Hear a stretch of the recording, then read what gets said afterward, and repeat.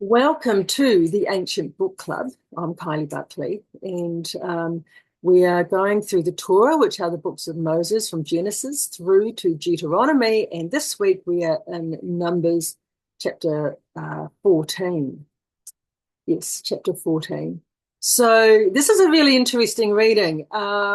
This is where we learn about the spies going in, one from each tribe into uh, Israel, and them coming back with a bad report and what happened. And this sets in place the 9th of Av, which is the date that God cursed upon the people because they had no faith and trust in him, that he would provide and that he would do that which was needful to get them which he had promised, which is the land. It's the same date that the first temple was invaded, the Babylonian captivity, and also the 70 AD temple came down. So it's a date in history. First World War started on it, the Second World War started on it. So it's a date that we need to be mindful of each year. It's just the way it is. God's calendar is a circle. So talking about that, let's now screen share and go into the calendar and where we are at, because we are in the conjunction at the moment, which is between the months. So if I just bring this up, we didn't see, well, I didn't see the new moon last night. It was very cloudy, and I believe it was up. We will know when we hit the next month on the seventh day, because, oopsie days, it will be a straight up and down moon. So in 7 days' time, it will be a straight up and down moon. And that will tell us which of these days is the true day coming into the 8th day, the ending of the 7th day at the end. However, modern technology, we do have a website that I have gone to for years and years, which I recommend you all put into your portfolio of websites, and it's called the renewedmoon.com. And this is a site where it's all about the functions of the moon and in accordance to Yah's feast dates and calendar. And it has it that it was confirmed in Brisbane last night, but we're in New Zealand. So how do we function? We have to function from what we see with our own eye. This is what the Father would want us to do, not to rely on somebody else. We need to know it for ourselves and be able to read it for ourselves. And this is what I'm trying to install in you guys as you're going through, that you'll have this knowledge that no one can take from you. However, I was expecting to see it last night. I was walking around a lot trying to find it between the clouds. I didn't see it. Maybe you did where you are, and you can tell us on the YouTube or the Telegram channel that we have if you've seen it. And then that will help me align the calendar. So Matt, for you and Aussie, bruv, you would have seen it last night, the new moon. Okay, so that's the calendar. Let us now go into the reading for today. Shelach, send thou, is our Torah portion. And thank you again for First Fruits of Zion for allowing me to use this in our podcast and teaching today. Numbers 13, we're going to start with. Let's go. 13 to 15. The Lord spoke to Moses, saying, "Send men to spy out the land of Canaan, which I am giving to the people of Israel. From each tribe of their fathers you shall send a man, every one a chief among them." So Moses sent them from the wilderness of Paran, according to the command of the Lord, all of them men who were heads of the people of Israel.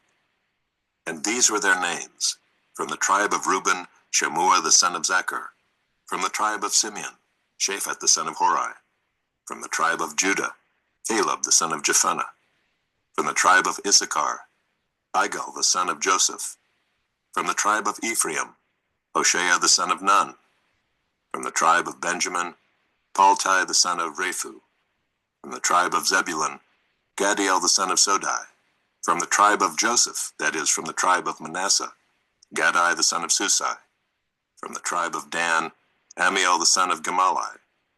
From the tribe of Asher, Sether the son of Michael. From the tribe of Naphtali, Nabai the son of Vophsi.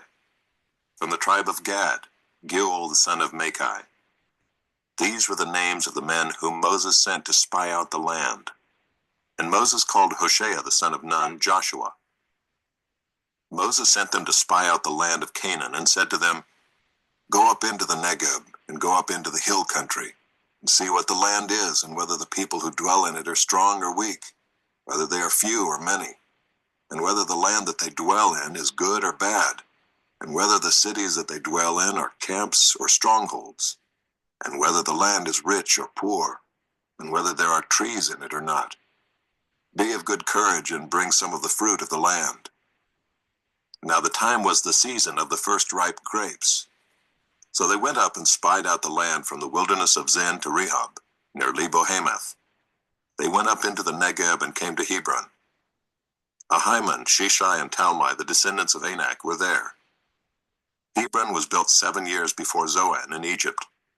And they came to the valley of Eshcol and cut down from there a branch with a single cluster of grapes, and they carried it on a pole between two of them. They also brought some pomegranates and figs. That place was called the Valley of Eshcol because of the cluster that the people of Israel cut down from there. Okay, I just want to pause it there because Anak is short for anarchy. They were the giants that came from Og that clung onto the boat, and maybe there were others on the land still after the flood. We don't know, but we do know, as it's recorded, that Og did survive the flood. So this is where the anarchy come from, is the giants.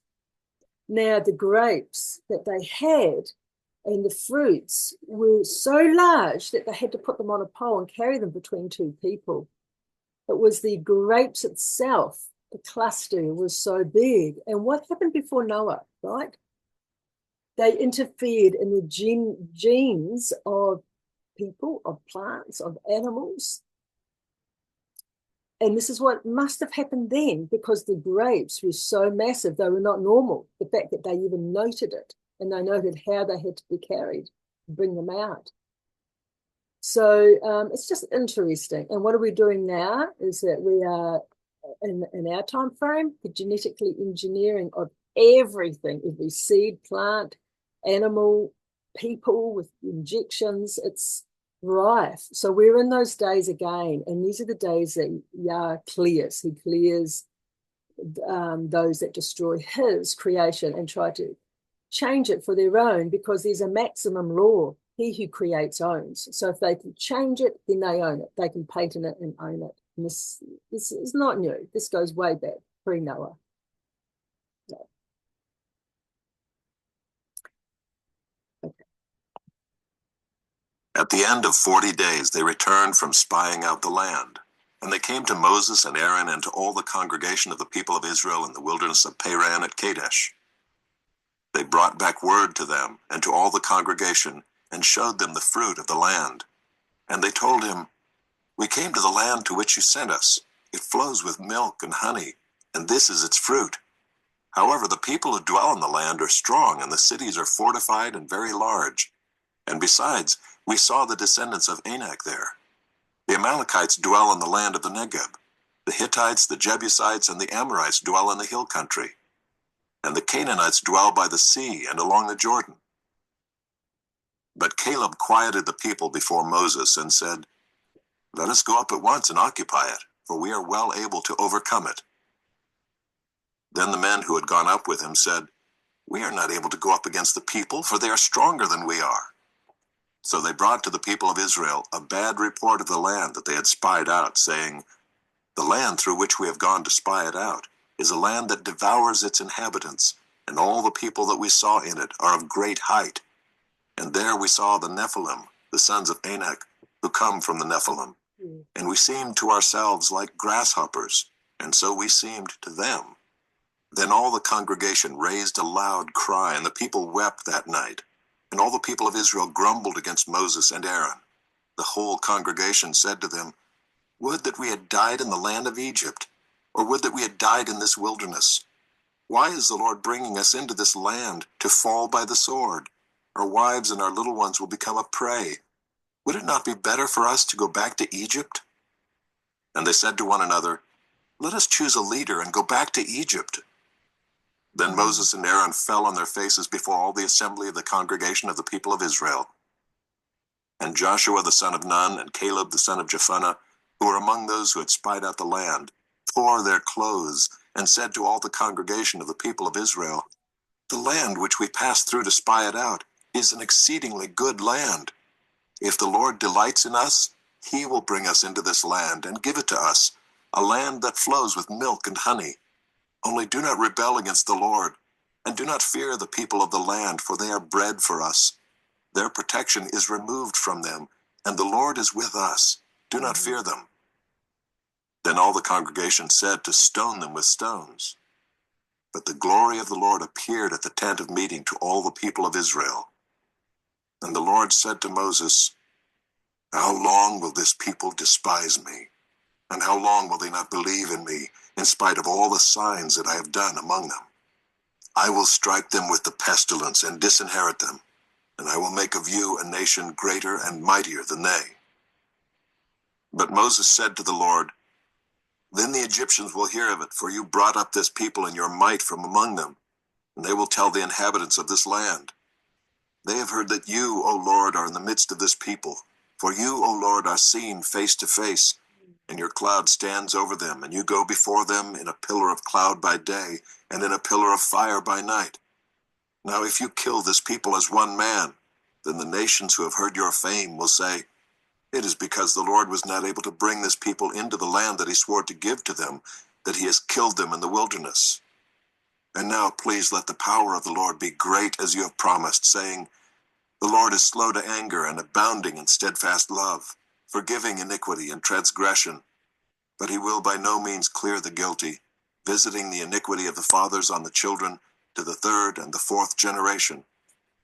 Please pardon the iniquity of this people, according to the greatness of your steadfast love, just as you have forgiven this people from Egypt until now.' Then the Lord said, 'I have pardoned according to your word. But truly as I live, and as all the earth shall be filled with the glory of the Lord, none of the men who have seen my glory and my signs that I did in Egypt and in the wilderness, and yet have put me to the test these 10 times, and have not obeyed my voice, shall see the land that I swore to give to their fathers. And none of those who despised me shall see it. But my servant Caleb, because he has a different spirit, and has followed me fully, I will bring into the land into which he went, and his descendants shall possess it. Now, since the Amalekites and the Canaanites dwell in the valleys, turn tomorrow and set out for the wilderness by the way to the Red Sea." And the Lord spoke to Moses and to Aaron, saying, "How long shall this wicked congregation grumble against me? I have heard the grumblings of the people of Israel, which they grumble against me. Say to them, 'As I live, declares the Lord, what you have said in my hearing I will do to you. Your dead bodies shall fall in this wilderness, and of all your number, listed in the census from 20 years old and upward, who have grumbled against me, not one shall come into the land where I swore that I would make you dwell, except Caleb, the son of Jephunneh, and Joshua, the son of Nun. But your little ones, who you said would become a prey, I will bring in, and they shall know the land that you have rejected. But as for you, your dead bodies shall fall in this wilderness. And your children shall be shepherds in the wilderness 40 years, and shall suffer for your faithlessness, until the last of your dead bodies lies in the wilderness. According to the number of the days in which you spied out the land, 40 days, a year for each day, you shall bear your iniquity 40 years, and you shall know my displeasure. I, the Lord, have spoken. Surely this will I do to all this wicked congregation who are gathered together against me. In this wilderness they shall come to a full end, and there they shall die." I just want to pause it there. You know, Many times throughout the Bible, he has used numbers. A day is a year is 100 years or 1,000 years. A day could be 1,000 years. For every day that they were in Israel, a year their children and themselves have to serve. This is where the 40 years comes from. It's the 40 years of trial and of suffering, just like 40 days that Yahusha and Jesus went into the wilderness before his ministry began. It's a pattern of 40 before of suffering and testing and trial before the deliverance comes, before the redemption, before the blessings come. So this is what happened. They grumbled and they rose up, whereas Caleb and Joshua said, we can do it. We know if the Lord is for us, who could be against us? And after all that they'd seen, the parting of the Red Seas, from the plagues before all of that, and how they didn't suffer the plagues, but the righteous wicked did, they were safe and secure. They had their faith in the Father and in Yahusha. The Lord that came to them was Yahusha, Jesus. And is that not to be the same for us? Okay, we're now in the end of the age. We are to build his house. We're to go about obeying and fulfilling what he tells us to do. And let the wicked be wicked still. Don't look at them. Don't have anything to do with the works of unrighteousness, but be busy about his business. Do what he says. Our focus needs to be on him and on building his house and on coming into alignment, our life into alignment with what he says for us to do. And great victory will we have. Great blessings will we have. And mighty shall we be. We will conquer the enemy, as it says in Genesis, in the Targum, when we return to the covenants, when we return to the commandments. We have power over the devil, power over this world. But to think that we do have it when we don't follow him, when we are not obedient to him, when we're not in his kingdom, is foolishness. So this is what happened. Because of their faithlessness, he cursed them and gave them 40 years in the desert. Always cursed the ninth of Av. It's been their downfall when they don't have faith in the Messiah, in the Father. Let us learn from this. Now we're going to talk about the fact that they think, oh, let's just right the wrong that we've done. Oh, whoops, I see we screwed up. Let's see if we can now go in and beat the giants. And let's just see what happens. Because the Father has told them to turn now and to go back into the wilderness. For 40 years, you're going to dwell there. And what did they do? Did they listen? Did they shema, which is listen and obey in Hebrew? I don't think so.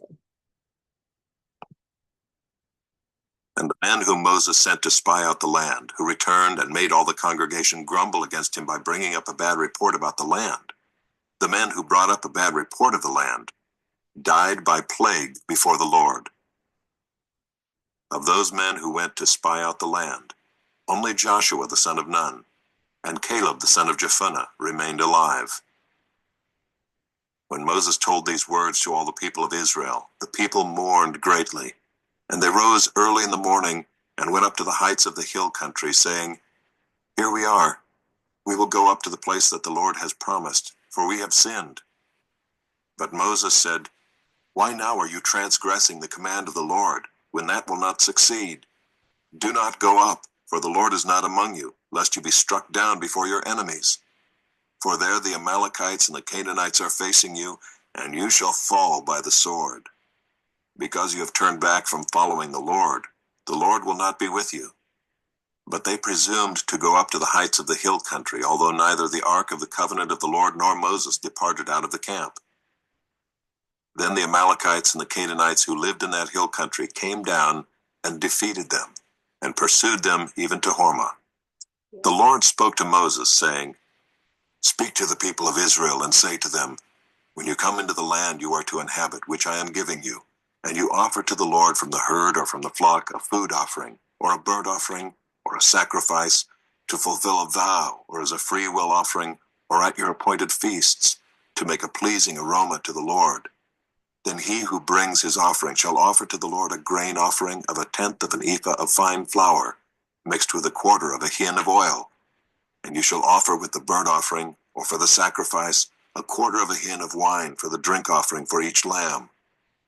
Or for a ram, you shall offer for a grain offering 2/10 of an ephah of fine flour, mixed with 1/3 of a hin of oil. And for the drink offering you shall offer 1/3 of a hin of wine, a pleasing aroma to the Lord. And when you offer a bull as a burnt offering or sacrifice, to fulfill a vow or for peace offerings to the Lord, then one shall offer with the bull a grain offering of 3/10 of an ephah of fine flour, mixed with 1/2 a hin of oil.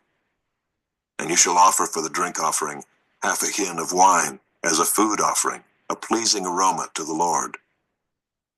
Thus it shall be done for each bull or ram, or for each lamb or young goat. As many as you offer, so shall you do with each one, as many as there are. Every native Israelite shall do these things in this way, in offering a food offering with a pleasing aroma to the Lord. And if a stranger is sojourning with you, or anyone is living permanently among you, and he wishes to offer a food offering with a pleasing aroma to the Lord, he shall do as you do. For the assembly there shall be one statute for you, and for the stranger who sojourns with you, a statute forever throughout your generations. You and the sojourner shall be alike before the Lord. One law and one rule shall be for you and for the stranger who sojourns with you. You know, it's just interesting. As I was reading this just now, I was just thinking about, in our nation of New Zealand, do we have one rule for us and one rule for the Maoris? It's not God's way. We are all meant to be the same. One law and one rule shall be for you and for the stranger who sojourns amongst you. We are not to have apartheid. It's just not his way.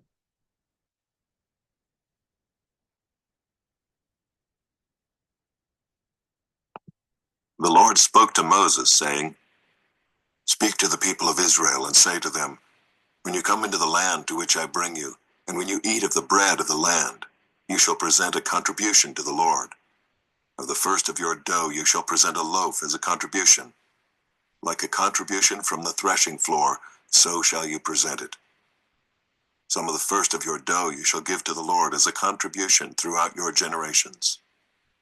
But if you sin unintentionally and do not observe all these commandments that the Lord has spoken to Moses, all that the Lord has commanded you by Moses, from the day that the Lord gave commandment and onward throughout your generations, then if it was done unintentionally without the knowledge of the congregation, all the congregation shall offer one bull from the herd for a burnt offering, a pleasing aroma to the Lord, with its grain offering and its drink offering, according to the rule, and one male goat for a sin offering. And the priest shall make atonement for all the congregation of the people of Israel, and they shall be forgiven, because it was a mistake, and they have brought their offering, a food offering to the Lord, and their sin offering before the Lord for their mistake. And all the congregation of the people of Israel shall be forgiven, and the stranger who sojourns among them, because the whole population was involved in the mistake. If one person sins unintentionally, he shall offer a female goat a year old for a sin offering, and the priest shall make atonement before the Lord for the person who makes a mistake, when he sins unintentionally, to make atonement for him, and he shall be forgiven. You shall have one law for him who does anything unintentionally, for him who is native among the people of Israel, and for the stranger who sojourns among them. But the person who does anything with a high hand, whether he is native or a sojourner, reviles the Lord, and that person shall be cut off from among his people. Because he has despised the word of the Lord and has broken his commandment, that person shall be utterly cut off. His iniquity shall be on him. While the people of Israel were in the wilderness, they found a man gathering sticks on the Sabbath day. And those who found him gathering sticks brought him to Moses and Aaron and to all the congregation. They put him in custody because it had not been made clear what should be done to him. And the Lord said to Moses, "The man shall be put to death. all the congregation shall stone him with stones outside the camp. And all the congregation brought him outside the camp and stoned him to death with stones, as the Lord commanded Moses. Okay, now, this is an interesting one. We've just spoken about unintentional mistakes when you weren't aware, okay, as the nation and individually. Now, if you go against God's commandments and you are aware, you know, then there's tough penalties. Okay, so everybody is the same under the law. Now, a Sabbath breaker executed. That seems terribly harsh. Well, the thing is, just picking up sticks. Well, the thing is that sorry, I've just got someone coming to my door. It's work. You're not allowed to work on the Sabbath day. There's a day beforehand, which is the day of preparation. Now, these guys didn't go out and work for wages. They worked at food, planting, sowing, reaping, building a fire, whatever it is that they needed, cooking. They're not to do it on the Sabbath. Sabbath is a day of rest, and it's for us. It's not for the Father so much. It's for us. It's for all of us to rest, which is today, the Sabbath day. So to go out and to pick up sticks means he wasn't prepared. He knew because the whole society were doing it, and he was building a fire. And part of the commandments for the Sabbath is not to build yourself a fire. It needed to be done the day beforehand, because with that, that's effort. It could be chopping wood, getting kindling, having to work the fire to get it going.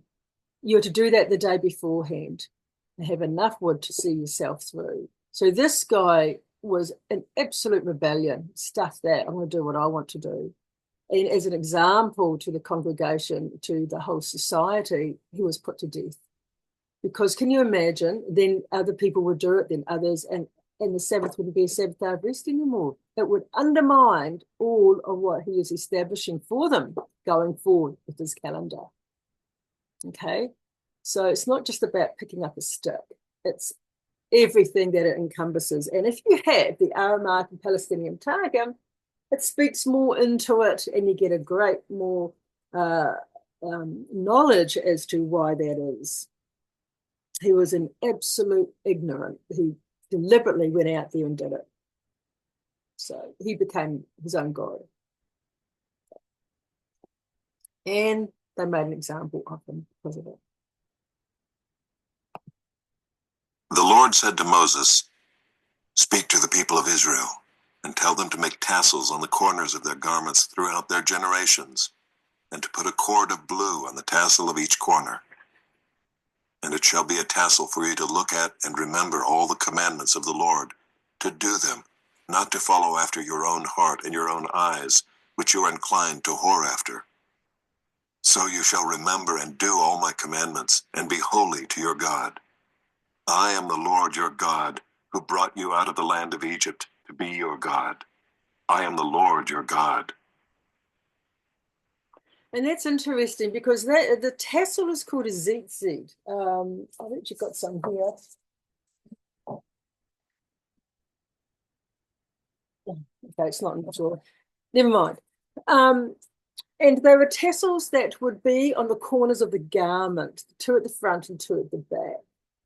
And to remind them of the commandments. Okay, do we really need tzitzits to remind us of the garments, of the commandments?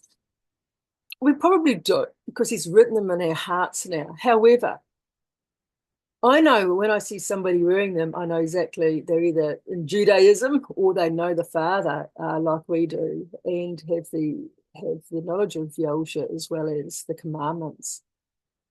Also, remember the scripture in Malachi that when Yahusha returns, he comes with healing in his wings, right? And when he was here, remember the lady that had the issue with blood, and she reached out and she touched the hem of his garment. It was the tzitzits. There's healing in his tzitzits. And he knew, oh, there's power that's gone out from me. Who's touched me? And then he saw the lady. So there's healing in it. And sometimes we don't know why we are to do what the Father tells us to do, but we have to be his children and obey. And when we do, we will be blessed. And this is one of them. It says, speak to the people of Israel and tell them to make tassels on the corners of their garments throughout their generations. A cord of blue on the tassel of each corner. When you look at them, all the commandments, you will remember all the commandments of the Lord, to do them and not to follow after your own heart and your own eyes, which you are inclined to whore after, aren't we? We all are. So you shall remember and do all my commandments and be holy to your Elohim, your God. So what's holy? Holy means separate. It means different, set apart, used for a particular purpose only. And this is what the Levitical priesthood is. This is why we're under the Melchizedek order now. We're under the Levite as far as being priests, not doing all the things that they did, but we are priests and we are kings. Melchi is king, which is the law. Okay? Administrators of the law is a king. Priest is the administrator of his covenant, of his calendar, of the feasts, of elevating Yahusha. He is our high priest, knowing who he is and doing as he is. So it's having the law, the Torah, and the priesthood. Yahusha, our high priest. So Melchizedek order. That's what it is. And who was the known as Melchizedek? It was Shem, the house of Shem, which was Noah's son, who wore that mantle, and he commissioned Abraham to wear that mantle. He came to him and had communion with him. And of course, this is his great-great-grandson, is Moshe. Great-great-great-grandson is Moses, all right, who commissioned the Levite, which came through Abraham, Isaac, and Jacob. And the kingship came through Abraham, Isaac, and Jacob, which went to Judah, which came to King David. And of course, Yahusha was part of the king line. He was also part of the priest line. He was Melchizedek in total bloodline. His mother, Mary's mother, was a Levite. His sister was Elizabeth. Mary's mother, Mary's father, Joachim, was from the Judah, the king line. So he was both. Okay. And now in the world, we have the raising up of the kingdom of David, 124th grandson. King David Joel Weems is here now, and he's raising up, or Yah's raising up the kingdom of David to bring law, not acts and statutes, which is the legal law, which has enslaved people for many years. He's bringing us back to true law of Moses, true law of the Ten Commandments, for all, whether you're a sojourner or an Israelite from Israel originally, which is from Abraham, Isaac, and Jacob, not the land that we have now. We're talking the people, okay, which went up to the Caucasus Mountains, into Ireland, into Scotland, through Europe, and then out to New Zealand, Australia, America, Canada, eventually. So that's coming back now. And we've got Yahusha the high priest, and we've got the kingdom of David, which is coming with true law, going back to God's law. That's all it is. Okay? So now let's go into Joshua, who went into the land. Remember? Joshua and Caleb were the only two that went into the land. The others died through the plague, and then a lot of them died through fighting with the Amalek. Let's read, see what it says. And Joshua the son of Nun sent 2 men secretly from Shittim as spies, saying, Go, view the land, especially Jericho. And they went and came into the house of a prostitute whose name was Rahab, and lodged there. And it was told to the king of Jericho, Behold, men of Israel have come here tonight to search out the land. Then the king of Jericho sent to Rahab, saying, Bring out the men who have come to you, who entered your house, for they have come to search out all the land. But the woman had taken the 2 men and hidden them. And she said, True, the men came to me, but I did not know where they were from. And when the gate was about to be closed at dark, the men went out. I do not know where the men went. Pursue them quickly, for you will overtake them. But she had brought them up to the roof and hid them with the stalks of flax that she had laid in order on the roof. So the men pursued after them on the way to the Jordan as far as the fords. And the gate was shut as soon as the pursuers had gone out. Before the men lay down, she came up to them on the roof and said to the men, I know that the Lord has given you the land, and that the fear of you has fallen upon us, and that all the inhabitants of the land melt away before you. For we have heard how the Lord dried up the water of the Red Sea before you when you came out of Egypt, and what you did to the 2 kings of the Amorites who were beyond the Jordan, to Sihon and Og, whom you devoted to destruction. And as soon as we heard it, our hearts melted, and there was no spirit left in any man because of you. For the Lord your God, he is God in the heavens above and on the earth beneath. Now then, please swear to me by the Lord that, as I have dealt kindly with you, you also will deal kindly with my father's house, and give me a sure sign that you will save alive my father and mother, my brothers and sisters, and all who belong to them, and deliver our lives from death. And the men said to her, Our life for yours, even to death. If you do not tell this business of ours, then when the Lord gives us the land, we will deal kindly and faithfully with you. Then she let them down by a rope through the window, for her house was built into the city wall, so that she lived in the wall. And she said to them, Go into the hills, or the pursuers will encounter you, and hide there 3 days until the pursuers have returned. Then afterward you may go your way. The men said to her, We will be guiltless with respect to this oath of yours that you have made us swear. Behold, when we come into the land, you shall tie this scarlet cord in the window through which you let us down, and you shall gather into your house your father and mother, your brothers, and all your father's household. Then if anyone goes out of the doors of your house into the street, his blood shall be on his own head, and we shall be guiltless. But if a hand is laid on anyone who is with you in the house, his blood shall be on our head. But if you tell this business of ours, then we shall be guiltless with respect to your oath that you have made us swear. And she said, According to your words, so be it. Then she sent them away, and they departed, and she tied the scarlet cord in the window. They departed and went into the hills, and remained there 3 days until the pursuers returned. And the pursuers searched all along the way, and found nothing. Then the 2 men returned. They came down from the hills and passed over, and came to Joshua the son of Nun, and they told him all that had happened to them. And they said to Joshua, Truly the Lord has given all the land into our hands, and also all the inhabitants of the land melt away because of us. Okay, so we have Rahab.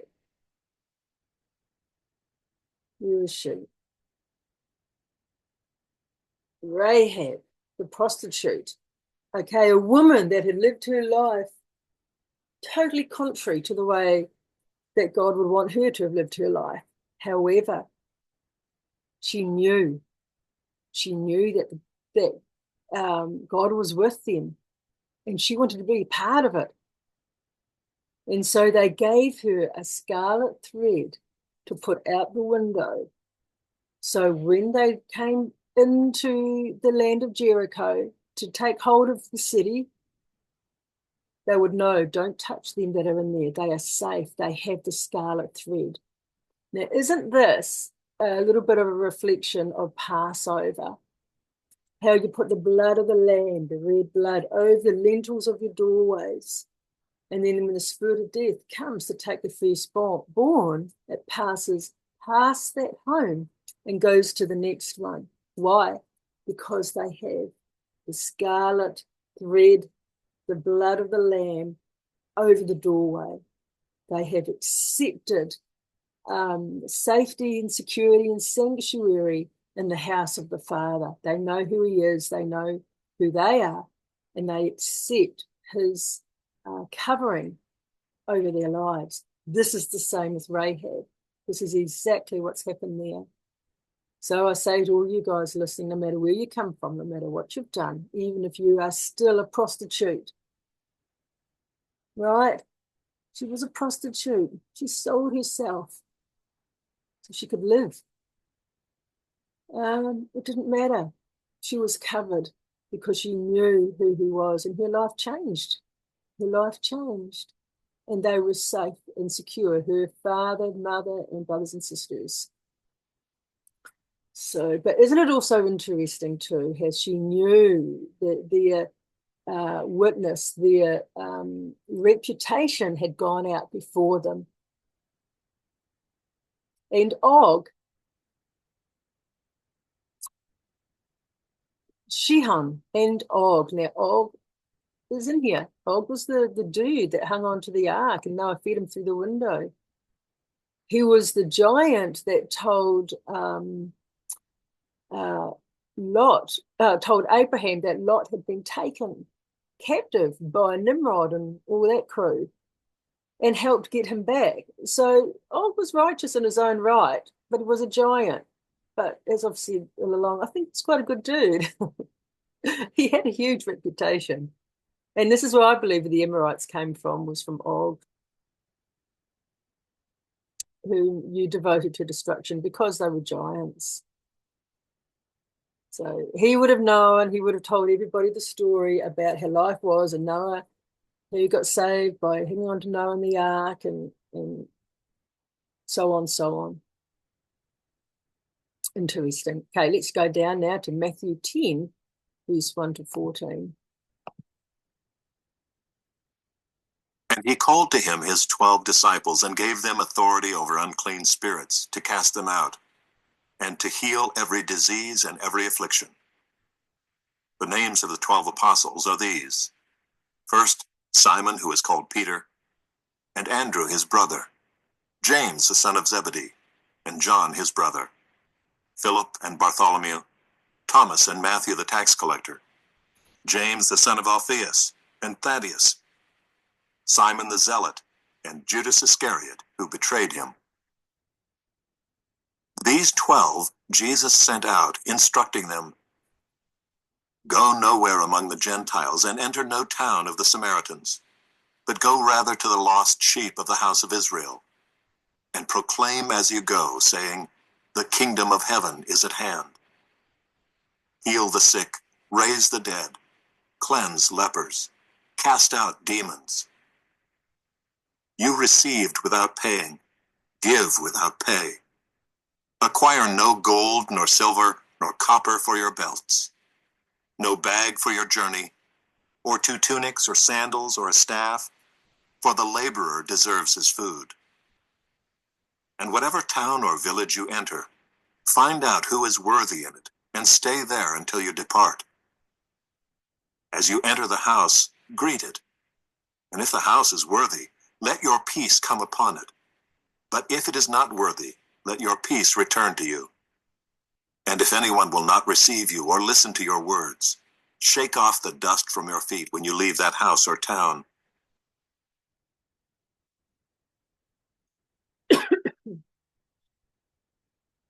Yes. He gave them authority over unclean spirits to cast them out and to heal every disease and every affliction. You know, I did a study when I wrote my book, I Mary, on the 12 apostles. And I can go into it, but these guys are all cousins, a whole lot of them, except Judas. He's half caste. But yeah. And none of them had children except Philip. Is it Philip? He had a daughter. Anyway.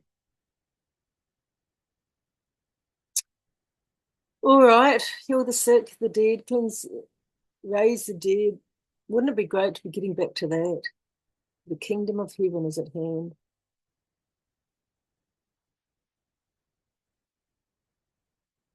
So they went about spreading the good news, Shake off the dust from your feet when you leave that house or that town. Don't take it into you when people don't receive. Just let it be. All right, guys. Well, that's our Torah portion for this week. I hope you really enjoyed it. And please do like, share, and subscribe. If you'd like to continue on with these, we're going to be going through Numbers and then Deuteronomy, and then that will be the end of this series. So God bless you all, and I just pray that He'll be with you all this week and lead and guide and make yourself strong in Him and in this world. Praise be His name, who is true, pure, righteous, and His law and His ways are above this world. And His kingdom is coming also here on this earth as it is in heaven. Praise be His name, Yahweh, Yahweh, Elohim. Amen. Shabbat shalom, everyone.